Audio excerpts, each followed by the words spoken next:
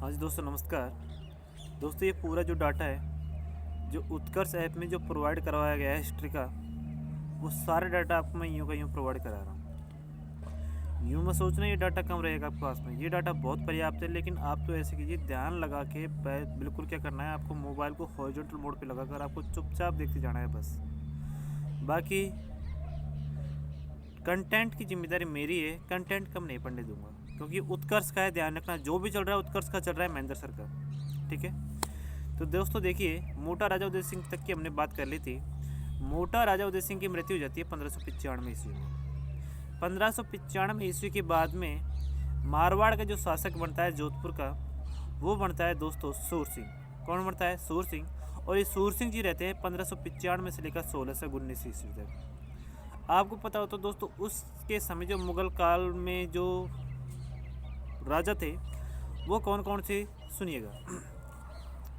आपको पता हो तो 1605 ईस्वी तक तो रहा था अकबर, और अकबर के बाद में 1627 ईस्वी तक रहा था जहांगीर।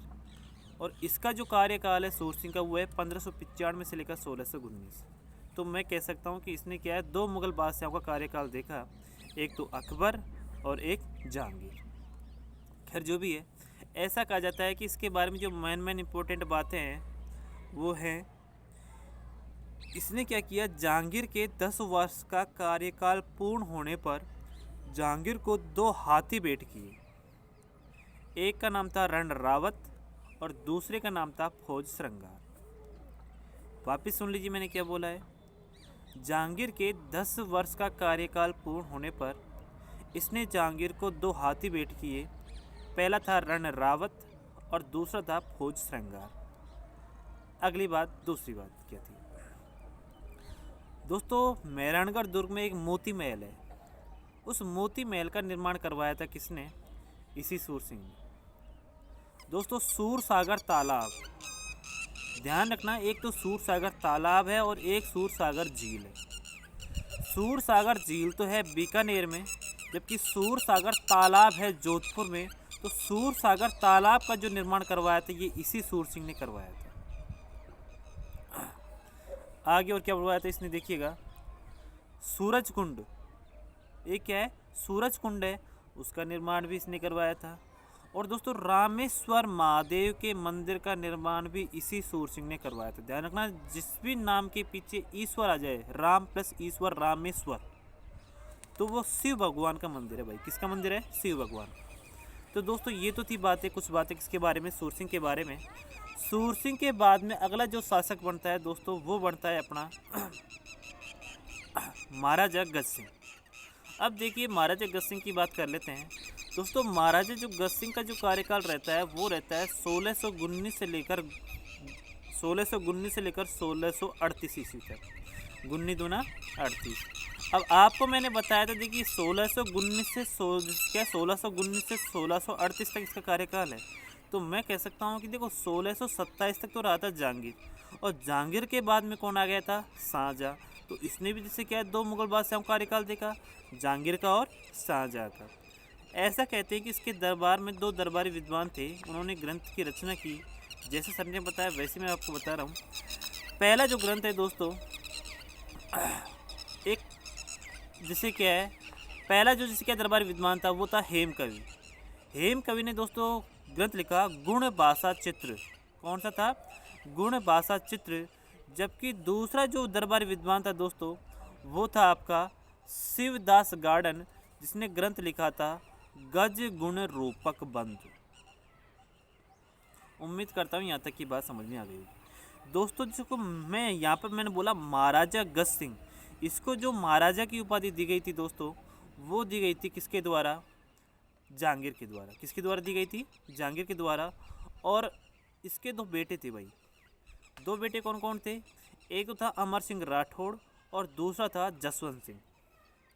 ऐसा कहते हैं कि अमर सिंह राठौड़ बड़ा लड़का था, जबकि जसवंत सिंह जो फर्स्ट था ये क्या, छोटा था। ऐसा कहता है कि जैसे अमर सिंह राठौड़ जी थे, वो क्या है, थोड़े उदंडी स्वभाव के थे,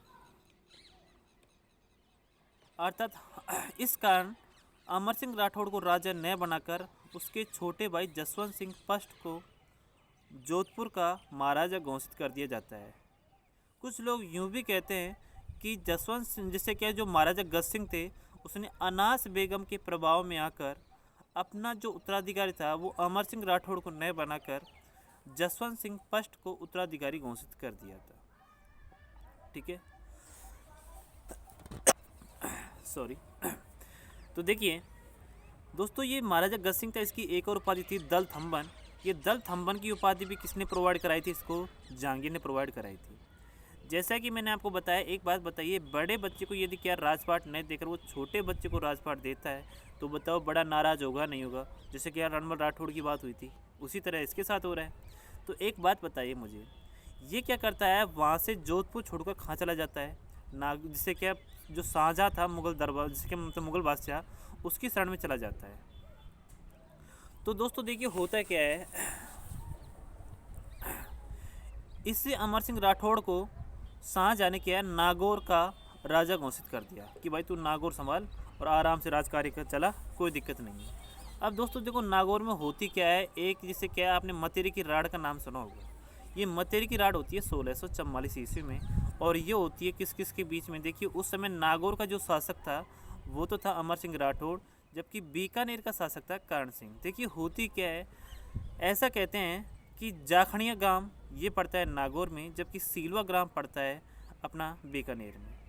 ऐसा कहते हैं कि जैसे क्या नागौर जो जाखड़िया ग्राम था उसके एक किसान की जैसे क्या तरबूज, आपने सुना है जैसे क्या, ये मतलब मतीरा जिसे क्या शायद क्या तरबूज को ही बोलते हैं। ठीक है, तो ये क्या तरबूज की बेल क्या होती है, जैसे क्या है नागौर से आपको पता है बीकानेर की और नागौर की सीमा मिली हुई है। तो होता क्या है कि जैसे क्या है भाई, जो क्या तरबूज की आपको पता है बेल क्या लंबी हो जाती है, तो तरबूज की जो बेल की जो जड़ थी वो तो थी नागौर में, जबकि उसके ऊपर जो तरबूज लगा था वो लगा था बीकानेर में।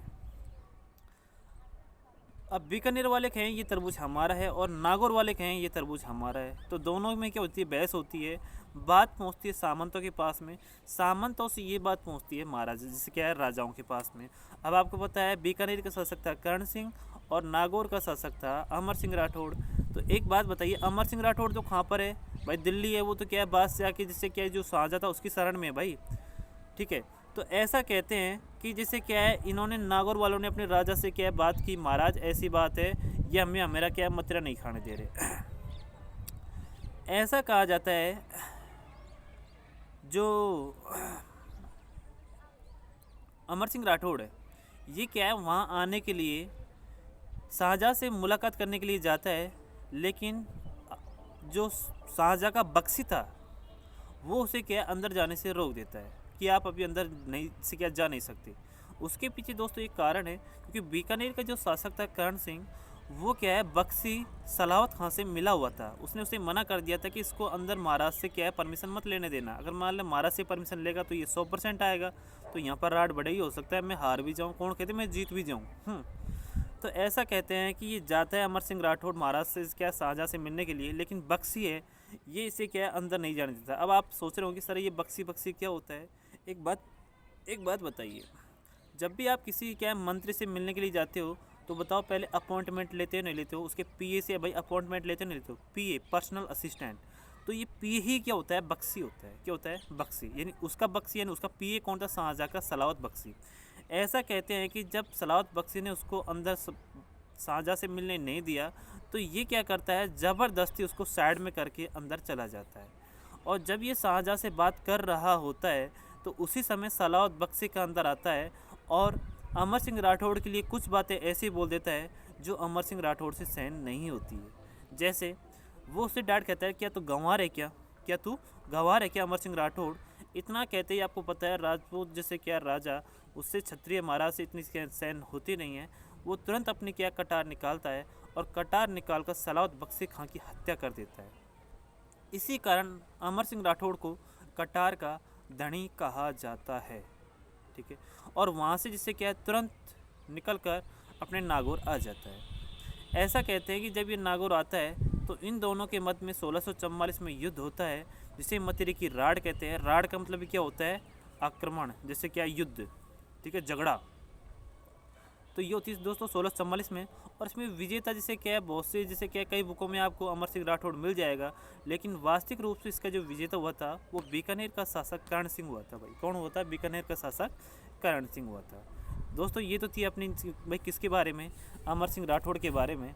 अब देखिए आगे चलो दोस्तों, अब अगले राजा की बात कर लेते हैं जोधपुर के। वो थे जसवंत सिंह। आपको पता है जसवंत सिंह राजा बना था। अमर सिंह राठौड़ ये तो हम थोड़ी वैसे आउट चले गए। तो जसवंत सिंह जो राजा शासक, ये 38 से लेकर 1678 ईस्वी तक रहा था। 1638 ईस्वी से लेकर 1678 ईस्वी तक। सुनिएगा, इनका जो जन्म हुआ था दोस्तों 1626 ईस्वी में हुआ था। तो मैं कह सकता हूँ कि ये 12 वर्ष की आयु में जैसे क्या ये बैठ गए थे अपने राजकार्य पर। लेकिन क्या आप बता सकते हो कि 12 वर्ष का बच्चा क्या राजकार्य चला सकता है? नहीं चला सकता। इसी कारण जो जोधपुर का जो राज्य है दोस्तों, वो एक मंत्री था आसोप, जोधपुर का ठाकुर था राज सिंह, उसके द्वारा दोस्तों राज कार्य का संचालन किया जाता है।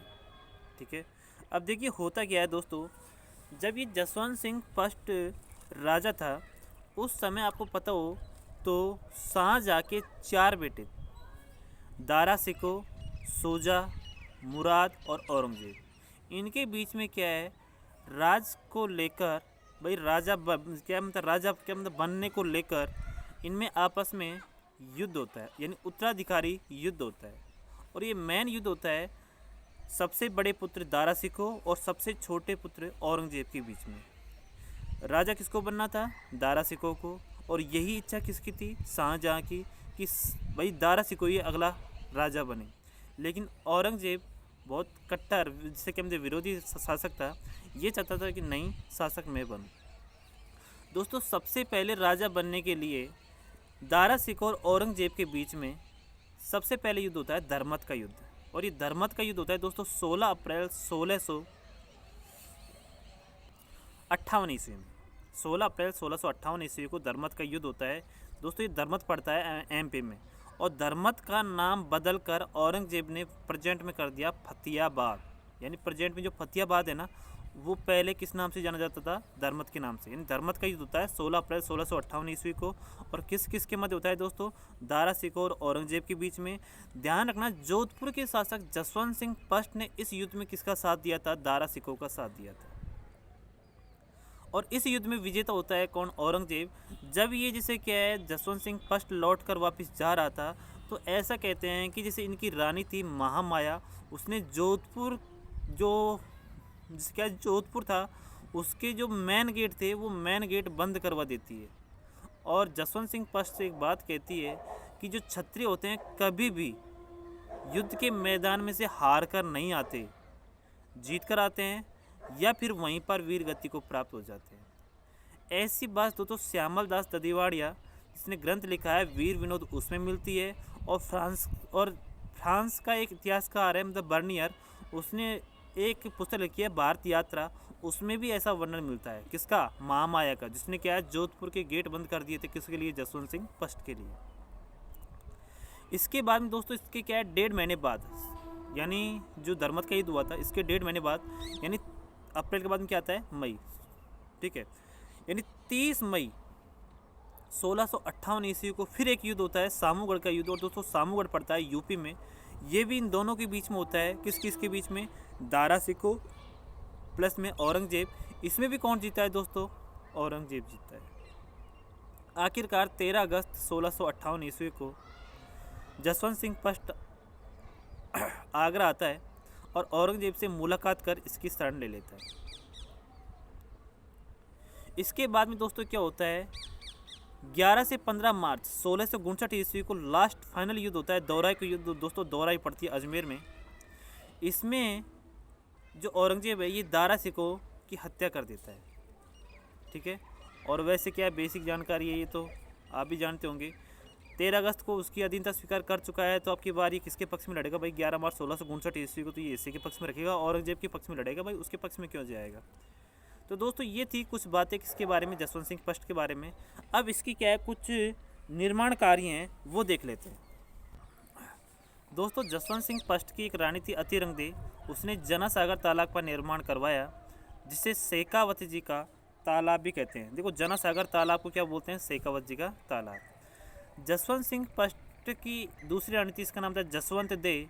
इसने दोस्तों कल्याण सागर तालाब, कल्याण सागर ओनली, कल्याण सागर का निर्माण करवाया। इस कल्याण सागर को प्रेजेंट बोलते हैं रातानाडा। यहाँ पर हवाई अड्डा भी ध्यान रखना, रातानाडा हवाई अड्डा, ठीक है। रातानाडा का निर्माण कराया और साथ में ही राय का बाग महल का निर्माण कराया। और आपको पता है राय का बाग में स्वामी दयानंद सरस्वती ठहरे थे। और वहाँ पर जैसे क्या है, जो जैसे कि मतलब नन्ही जान भक्तन थी, उसने क्या है स्वामी दयानंद सरस्वती को जहर देकर उसकी हत्या कर दी थी, पता होगा आपको, ठीक है। चलो खैर जो भी है, आगे चल लेते हैं। और दोस्तों जसवंत सिंह जो फर्स्ट था, इसने कागा मंडोर जोधपुर में अनार का बगीचा लगवाया। ये अनार का बगीचे के लिए जो उन्नत किस्म के जो बीज है, ये काबुल से लेकर आया था। और इस बगीचे को संभालने वाला था चतरा गहलोत। कौन था भाई, चतरा गहलोत। खैर ये तो बेसिक जानकारी थी, कोई खास वो नहीं है। ऐसा कहते हैं कि औरंगाबाद महाराष्ट्र में, कहाँ पर, औरंगाबाद महाराष्ट्र में इसने क्या है जसवंतपुरा नाम से एक कस्बा भी बसाया था। कस्बा बसाने के पश्चात क्या होता है लास्ट फाइनल इसका 1678 ईस्वी में जमरूद अफगानिस्तान में इसकी मृत्यु हो जाती है। बाकी दोस्तों क्या है, छोटी मोटी जानकारी हैं, ये आपको मैं कल बताऊंगा। यदि आपको ये वीडियो पसंद आ रहा है तो दोस्तों इसे लाइक करें, शेयर करें, सब्सक्राइब करें। बाकी मिलते हैं अगली क्लास में। जय हिंद, जय भारत।